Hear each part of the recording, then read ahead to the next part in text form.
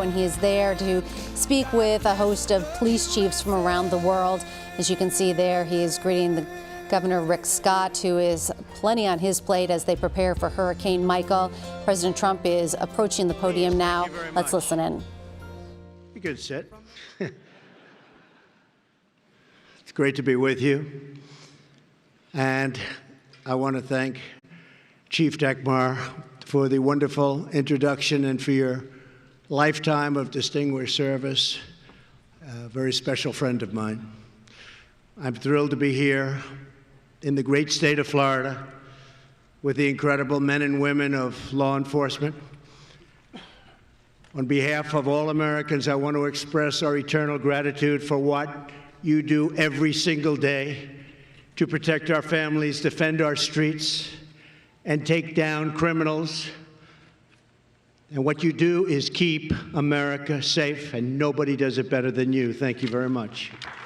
Thank you.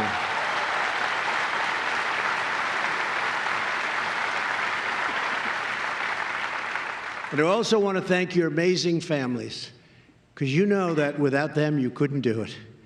And they're here, and they are indeed fantastic people. So thank you to the families. Appreciate it very much.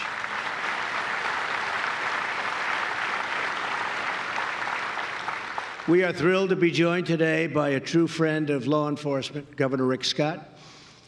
And I will tell you that Rick has been incredible when it comes to law enforcement. Anytime you need funds from the federal government, he's on the phone. Mr. President, we need more funds. What's it for this time, Rick? It's for law enforcement. And I say, you got him. And speaking of that, oh, you got him. You got them. When law enforcement wants it, and they're reasonable, they want it, and what you do is so incredible. So I just want to say Rick is a tremendous governor, and he is your biggest fan, so thank you very much. And also another one of your big fans, I will tell you that, is Attorney General Pam Bondi, who's with us today. And thank you, Pam. Thank you very much, wherever you may be. She's in this big room someplace. Thank you. Incredible woman. Thank you as well to our Deputy Attorney General, Rod Rosenstein, for being here. Flew down together. The press wants to know, what did you talk about? But we had a very good talk, I will say. That became a very big story, actually, folks. We had a good talk. As Hurricane Michael nears landfall, we are working with state and local officials in Florida to take all necessary precautions, and we urge all residents to be prepared and to heed local officials. I told Rick Scott that we are ready for you. We have already briefed FEMA, and FEMA's getting prepared, and it looks like a big one. Can you believe it? It looks like another big one, but we've handled them well. We handled them very well, and that includes the one that just left us in Florida. Never ends. But we're all prepared, and hopefully it won't be as bad as it's looking. It looked to me, a couple of days ago like it was not going to be much, and now it's looking like it could be a very big one. So we're prepared, and good luck. Today, I also want to extend my very special thanks to Orlando Chief John Mina and the entire Orlando Police Department for hosting us in this great city. John, where's John? Thank you, John. Great job. Great city. Safe city, too, John. Thank you very much. Great job. I also want to thank the board of IACP, and congratulations to your incoming president, Chief Paul Sell. Where's Chief? Chief? Good Chief. I have a lot of respect for the Chief. I know the Chief. That means I guess I have to be here next year, Chief. Is that right? Looking like that, right? That's okay. For you guys, anything I can do, I'll do. Very importantly,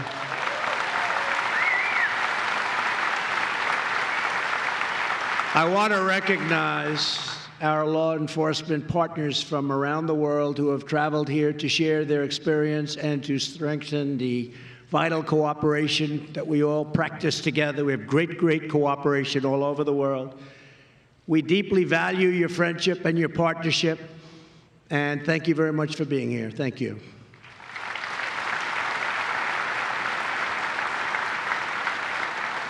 This year, we proudly celebrate the 125th anniversary of the International Association of Chiefs of Police. It's a great group. Today, I stand before you as President of the United States to tell you that my administration will always honor, cherish, and support the men and women in blue, and we are proud to do it.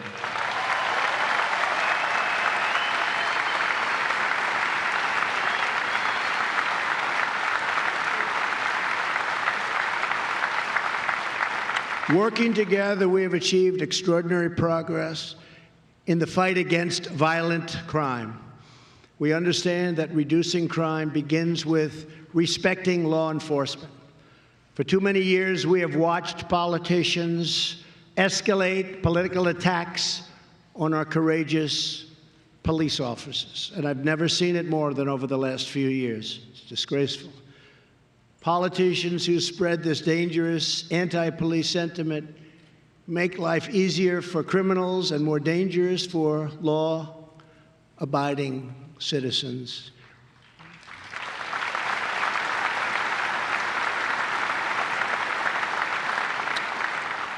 And they also make it more dangerous for police. And it must stop, and it must stop now.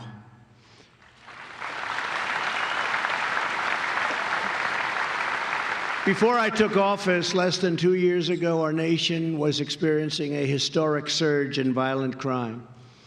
In 2015, 2016, additional 128,000 violent crimes were committed nationwide compared to the 2 previous years. That's a tremendous number of additional crime. Over the same period, we witnessed the steepest 2-year consecutive increase in murders in nearly half a century. But we are turning that tide around very rapidly, as you all know in this room. We are taking back our streets from drug lords, gangs, and crimes. We are being tough, we're being smart. By the end of this year, murders in major cities are estimated to drop by close to 10% from their levels in 2016. And I have directed the Attorney General's office to immediately go to the great city of Chicago to help straighten out the terrible shooting wave. Want to straighten it out, want to straighten it out fast. There's no reason for what's going on there.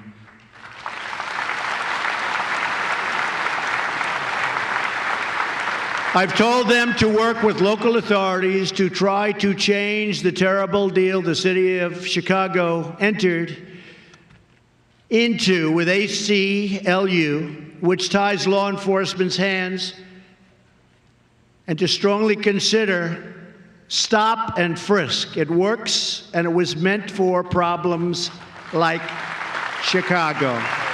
It was meant for it. Stop and frisk.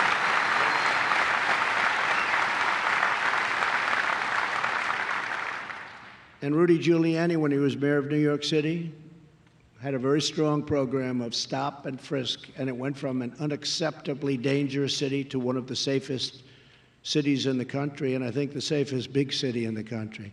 So it works. It's got to be properly applied, but stop and frisk works. The crime spree is a terrible blight on that city, and we'll do everything possible to get it done. I know the law enforcement people in Chicago, and I know how good they are. They could solve the problem if they were simply allowed to do their job and do their job properly, and that's what they want to do. So, Chicago, we're going to start working with you as of today. Thank you. In the fiscal year 2018, my administration brought charges against more federal firearm defendants and more violent criminals than ever before in the history of our country. And to help former inmates become law-abiding and productive members of society, we are also working on a prison reform bill, very, very big and comprehensive one. And the best thing that could happen, I think we've already done. We have record numbers of jobs right now in the United States. There's never been a time where more people are working in our country than right now.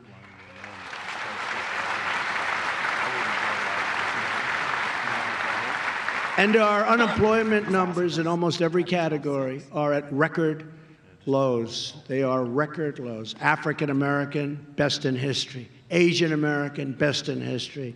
Hispanic American, best in history. We are doing incredibly well as an economy, and that's a great thing when you talk about people coming out of prison unable to get a job, totally unable to get a job. It's a hopeless situation. Now they're getting jobs to a certain extent and to a large extent because we're doing so well. And employers are forced to take people that they maybe wouldn't have done. And some of those employers call me and get back to me. And they say, Mr. President, it's amazing how good these people are. And not all of them, not all of anybody or any category is going to be great, but tremendous response. And these people have been given a second or even in some cases a third shot at it, and they're doing really well. So the economy being so great and the jobs picture being so strong, people are getting an opportunity, and they're doing an incredible job. So I just want to thank everybody and law enforcement. I know you agree with me on this. It's a great thing.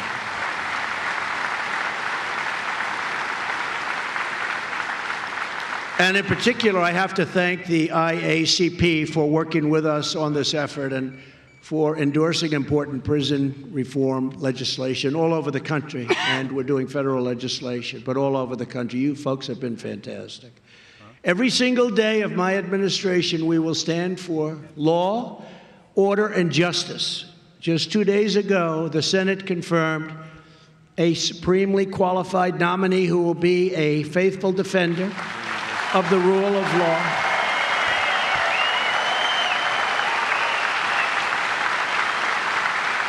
And will defend the United States Constitution. The newest Supreme Court Justice, Brett Kavanaugh.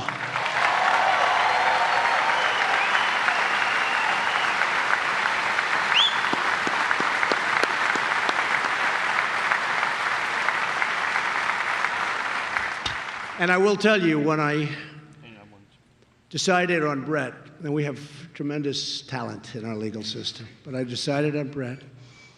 I said, he's flawless. He's a flawless person.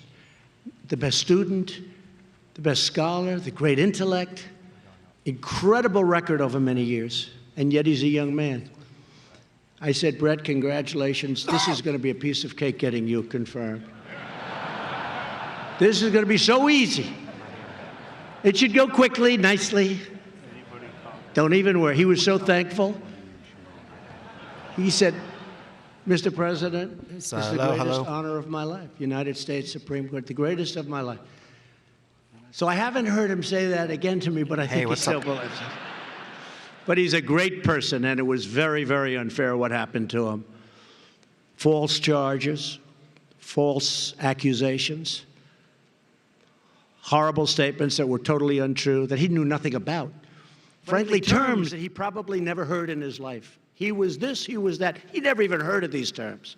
It was a disgraceful situation brought about by people that are evil. And he toughed it out. We all toughed it out together. And I have to thank the Republican senators that fought so hard for this, because it wasn't easy.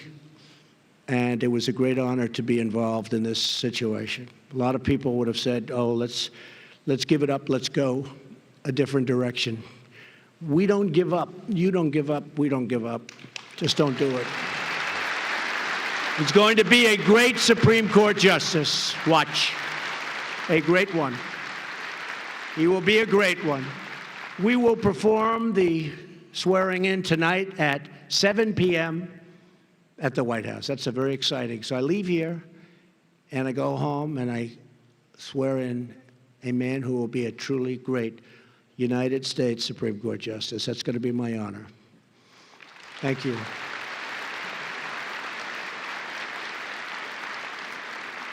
And I'm going to tell him about the spontaneous applause. Before I even finish, you people, because you knew what I was about to say, but I didn't even say it. And you started before I completed. So that's the kind of, that's all over the country. I'm doing rallies, and people are loving that man and loving that choice. So I think we're all going to be very happy. In order to keep every American safe, we are also making officer safety a top priority.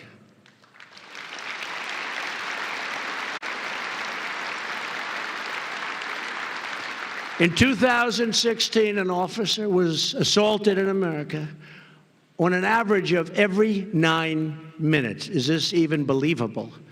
Last week, 7 officers were shot in Florence, South Carolina, incredible state. 1 was killed. Numerous were really badly injured. Our hearts break for the family of fallen officer Terrence Caraway. We pray for his loved ones and for the officers who are still recovering. When a police officer is assaulted or killed, it is a wound inflicted upon our entire nation. It is. And I have to say this, I don't think you understand one thing, how much our country loves you and the job you do. You don't hear it from them. You don't hear it from them. They don't tell you the real feeling. They don't tell you the true feeling, but I know the true feeling. I know the true feeling. You don't hear it from the media, but I can tell you, I know the feeling. And these people, the people of our country, love you. So I just want you to know it direct. Thank you. Thank you. Thank you. I love him too. He's just not my type. I'm sorry. He's not my type. Thank you. One of my very first actions as president was to direct my administration to take all necessary action to protect law enforcement from acts of violence against all of you. We believe that criminals who kill our police officers should immediately, with trial, but rapidly as possible, not 15 years later, 20 years later, get the death penalty.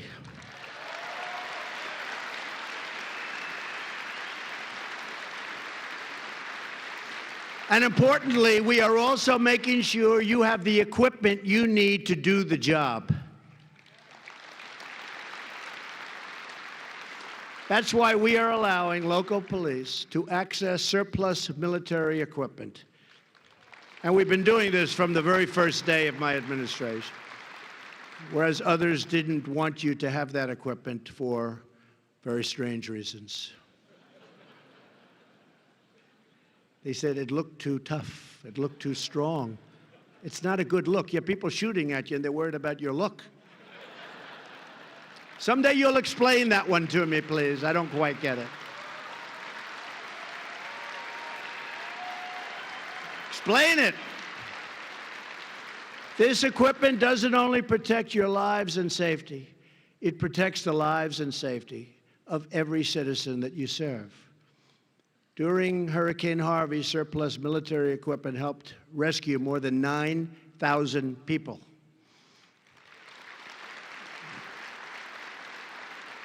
We are also taking unprecedented action to help our local police fight the worst drug epidemic in our history, the opioid crisis, which took nearly 50,000 American lives last year. We have secured the most funding in history to give you the tools and resources that you need to hunt down the traffickers, stop these poisonous drugs from coming into our country, and to save American lives. In fact, today I'm announcing another $42.4 million for the high-intensity drug trafficking areas program to attack this epidemic.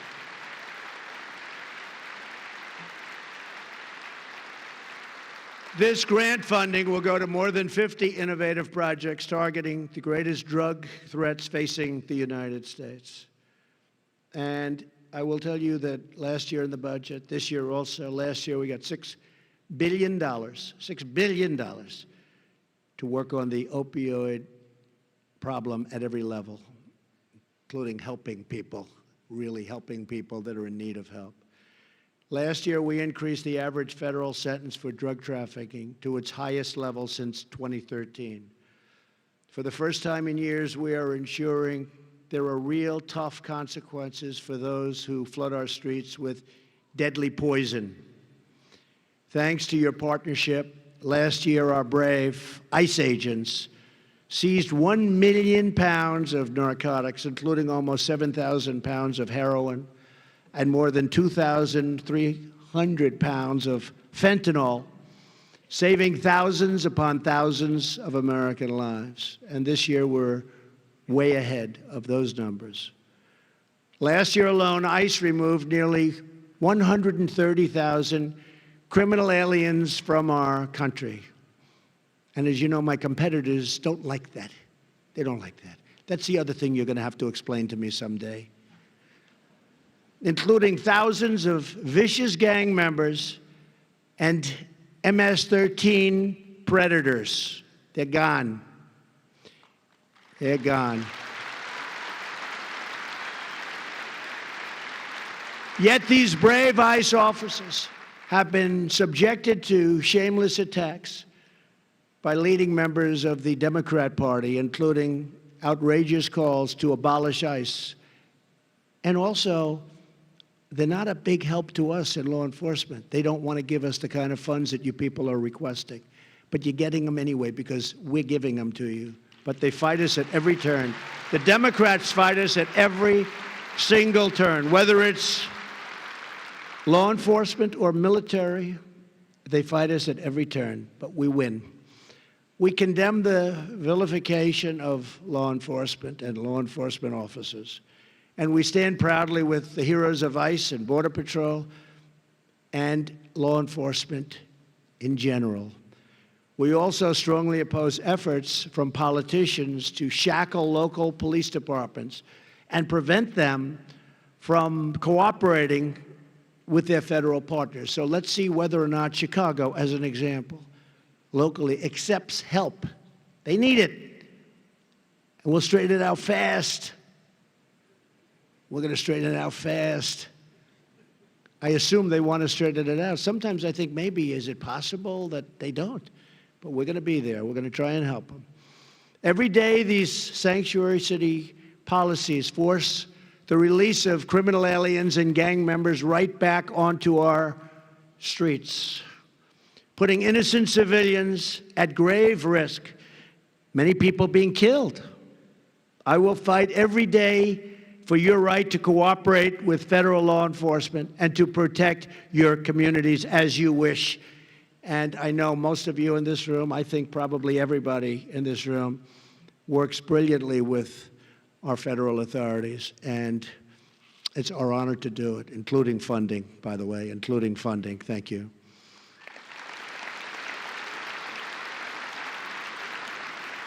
Last week, my administration also provided historic levels of funding to improve school safety. Through Stop School Violence grants, we are giving local schools and police departments the resources they need to hire more officers and train more teachers and better detect and address early warning signs of mental illness before it's too late. I've made a lot of strides in the last year. Heavy funding, but you've made a lot of strides.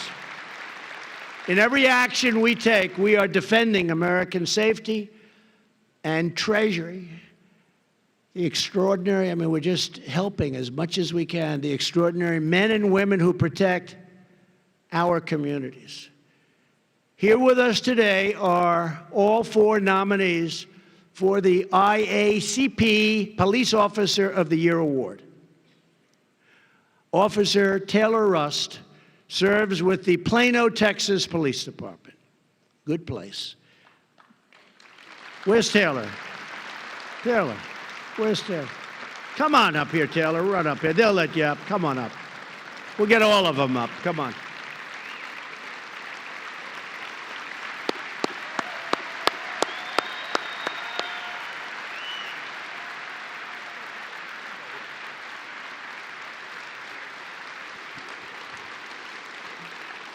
A year ago, Taylor raced to the scene of an active shooter in a neighborhood, entered the house without any backup at all, and shot and killed the murderer. Turned out to be somebody with a lot of bad past, saving the lives of 4 civilians. Officer Rust, we salute you and your remarkable courage. You are a great gentleman. Stay up here with me, okay? Say it. Come on, say a couple of words.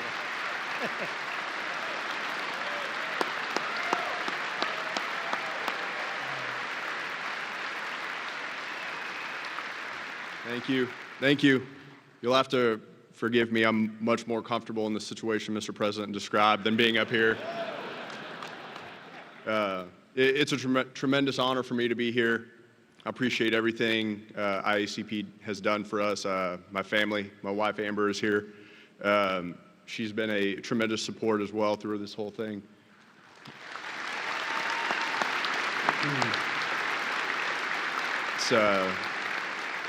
It's been a very humbling experience for me, and it's been an honor to be spoken in the same breath with the other 3 officers that are sitting over there today.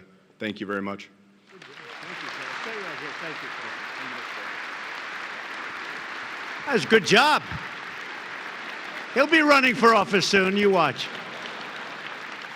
Thank you very much, Tom. Last May, Officer Mark Dallas was on duty at Dixon High School in Illinois when he heard gunshots. Within, listen to this, 3 seconds, he was at the scene, right outside the auditorium where the entire senior class was gathered and was in a lot of trouble. The shooter fled and fired shots at him, but Officer Dallas chased him down before a single student was injured. Officer Dallas's son, Joshua, was one of the seniors inside of that auditorium. Afterwards, Joshua said, I wasn't scared for my life at all because I knew my dad would protect us. How good is that? Thank you. Officer Dallas, where are you? Officer Dallas, come on up here. That's pretty good. That's pretty good. So his son had a little confidence in him. That's not bad. That's beautiful. Beautiful. Thank you. Thank you. Public speaking is not my best, but I'm extremely nervous. Mr. President, I appreciate everything, the support you give us, and I'm honored to be here with the IACP, the other nominees. My son said he wasn't scared because Dad was out there. Well, I was dad to 182 other kids in that gymnasium.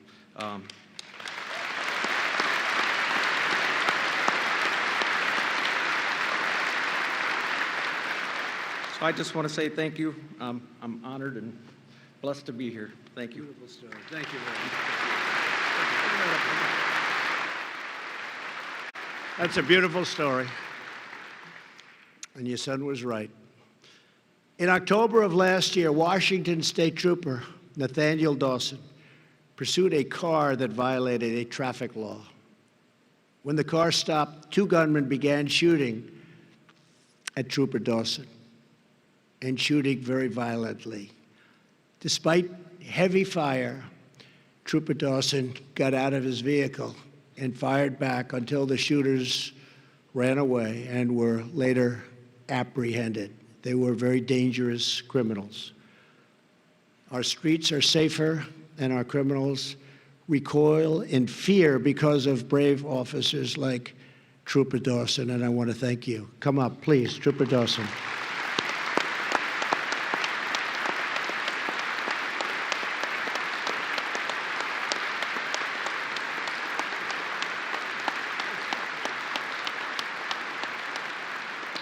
Wow, it's a great honor to be here tonight. Thank you all for coming, Mr. President. I think we all would say the same. We're just doing our job, and to be recognized is just extra. So thank you again.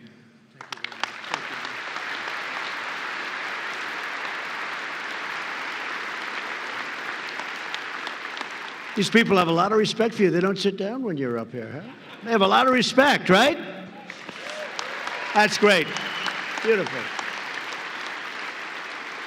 Finally, Sergeant Luis Celis of the Doral, I know it well, Florida Police Department. They are fantastic. Responded to the call that you all read about, big story at the time, that a shooter was in the lobby of Trump National Doral. Can you believe this is happening to me? And I didn't say put this man, I knew what he did, but they put him. Threatening a lot of people that were in the hotel, including the employees. Sergeant Celis entered the building, engaged in a vicious shooting attack, and captured the criminal before anyone was hurt, which was incredible, actually. Sergeant Celis, that was really a job well done. People are still talking about it. It was an amazing job. Please come up.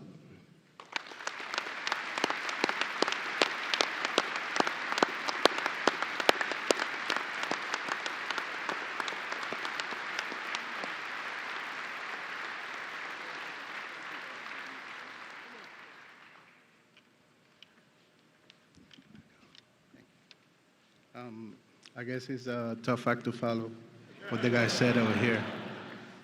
Thanks, everybody, for being here. My wife, Olga, and congratulations to everybody else. Thank you. Thank you, sir. I appreciate it. Fantastic. And just to conclude, I have to say in each of these stories, we see the unmatched strength and character and courage of our amazing heroes in blue. Every day, our police officers race into darkened alleys and deserted streets and onto doorsteps of the most hardened criminal, people you don't want to be dealing with, and you deal with them well. Incredible. They see the worst of humanity, and they respond with the best of the American spirit. America's police officers have earned the everlasting gratitude of our nation. In moments of danger and despair, you are the reason we never lose hope, because there are men and women in uniform who face down evil and stand for all that's good and just and decent and right. No matter what threat you face, you never give in, you never back down. You are people of tremendous courage and strength. We appreciate it.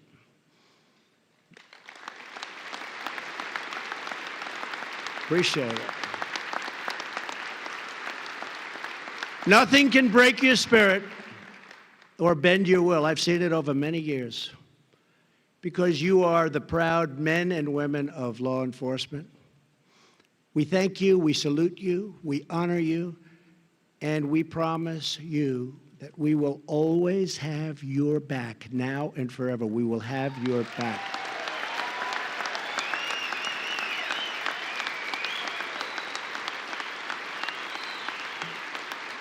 So it's my great honor to be with you today, and I thank you, and I thank everyone in this incredible room of heroes, the International Association of Chiefs of Police. You have very, very special, very smart, very brave people. And on behalf of our incredible country, our country that's getting stronger and bigger and richer and just better, we're making it greater, and that's okay. It's greater. We're making it greater. I want to say God bless you, God bless your families, and God bless America. Thank you very much. Great honor. Thank you. Thank you. Thank you. We've been listening to President Trump talk law and order in Orlando at the Police Chiefs Convention. As you can see there, he's shaking the hands of several police officers that he honored for their heroic line of work in the last year.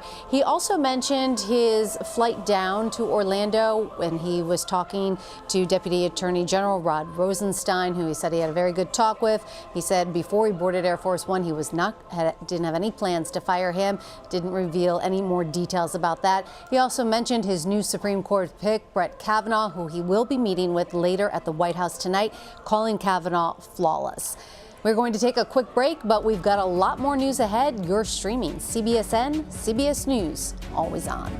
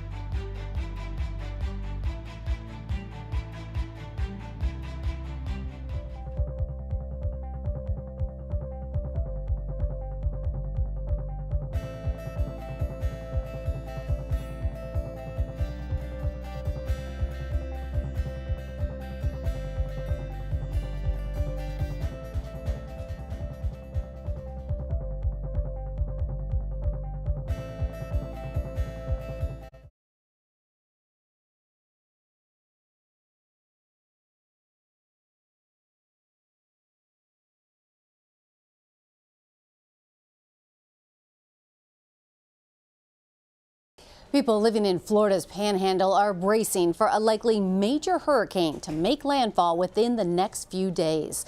Hurricane Michael rapidly intensified from a tropical storm on Sunday, and the National Hurricane Center expects that strengthening to continue as Michael moves closer to the Gulf Coast. Florida Governor Rick Scott has already declared a state of emergency in nearly 24 counties and warned residents to prepare for life-threatening and extremely dangerous conditions. CBS News weather producer David Parkinson is here with the forecast. So this